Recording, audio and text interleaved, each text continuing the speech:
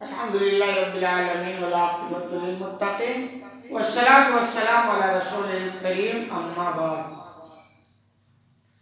امام بخاری رحمن باب دادا ہے باب تعویل قول اللہ تعالی من بعد وصیت یوصی بہا او دین.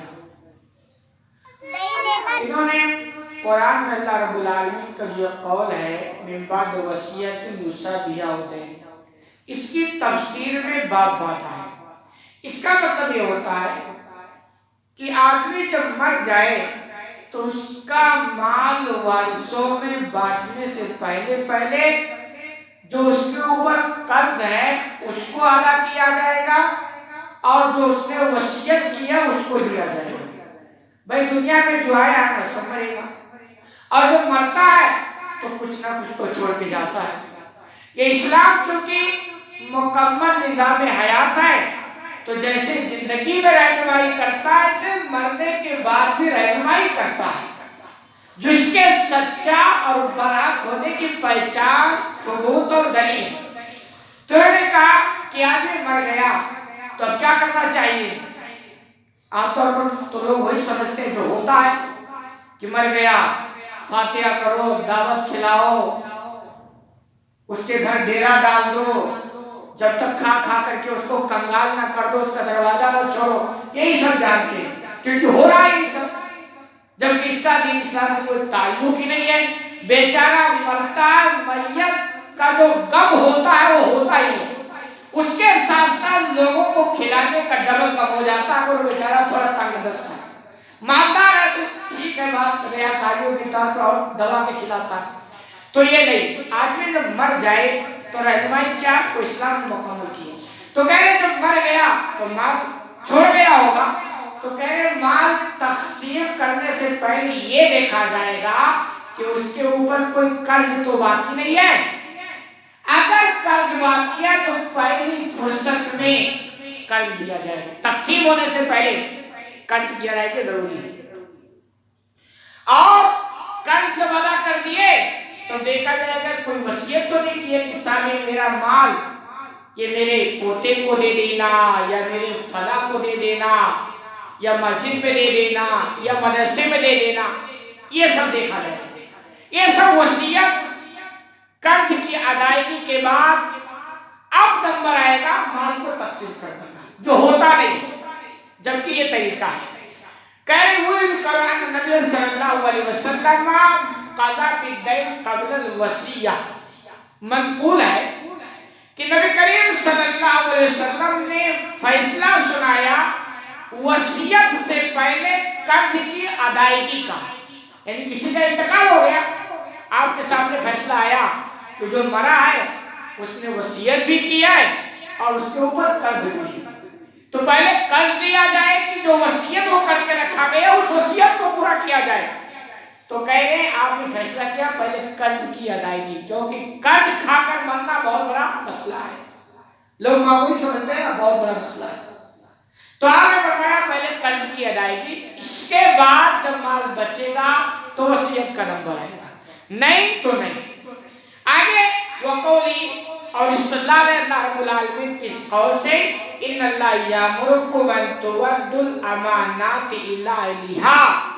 ایک اللہ تم کو حکم دیتا ہے، ایمان والو تم کو حکم دیتا ہے کہ تم امانتوں کو امانت والوں کے پاس لوٹا دو. یعنی جو تم نے کھا کے بیٹھا ہے، قرض لے رکھا ہے، تمہاری ذمہ داری ہے اس کو کیا کرو، لوٹاؤ. کہہ رہے فائدہ الامانت حق من تطویل الوصیہ. تو امانت ادا کرنا یہ وصیت نفلی وصیت سے زیادہ ضروری ہے کہ اس نے وصیت کر کے رکھا تھا اور ادھر قرض ہے تو قرض کی ادائیگی یہ زیادہ ضروری ہے. وصیت تو ایک نفلی چیز ہے بھائی، ٹھیک ہے مرنے والے کا مال ہے تو دے دیا جائے گا، نہیں ہے تو صاحب بھائی تو وہاں سے دے. مرنے والے سمجھا تھا میں چھوڑ کے جاؤں گا، لیکن اس کی سمجھ کا پھیر ہے نہیں مال بچا تو نہیں ملے گا، لیکن قرض کی ادائیگی تو پہلی فرصت میں ہوگی. تو آپ نے فرمایا کہ اس کی ادائیگی ہونی چاہیے، یہ نفلی وصیت سے زیادہ ضروری ہے. وقال نبی صلی اللہ علیہ وسلم لا صدقۃ الا عن ظاہر الغنیٰ. آپ نے فرمایا بہتر صدقہ وہ ہے کہ آدمی صدقہ کرنے کے بعد بھی مالدار رہے۔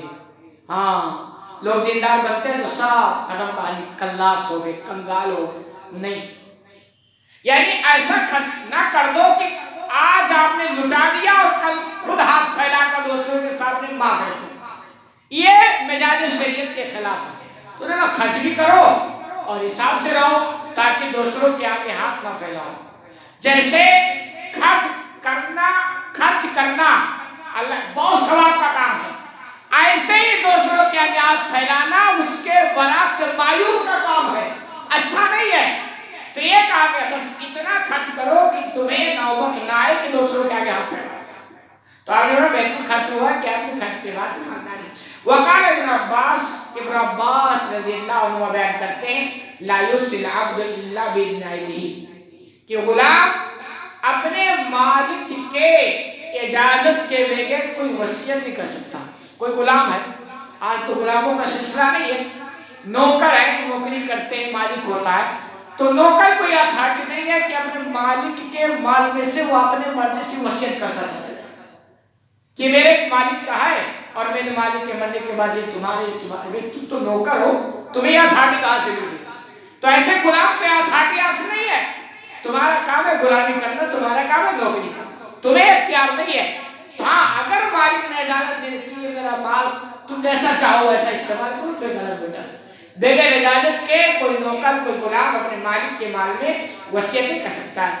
وقال نبی صلی اللہ علیہ وسلم العبد راع فی مال سیدہ، اور ساتھ ہی آپ نے فرمایا صلی اللہ علیہ وسلم کہ غلام جو ہوتا ہے اپنے مالک کے مال کا نگہبان ہوتا ہے، ذمہ دار ہوتا ہے۔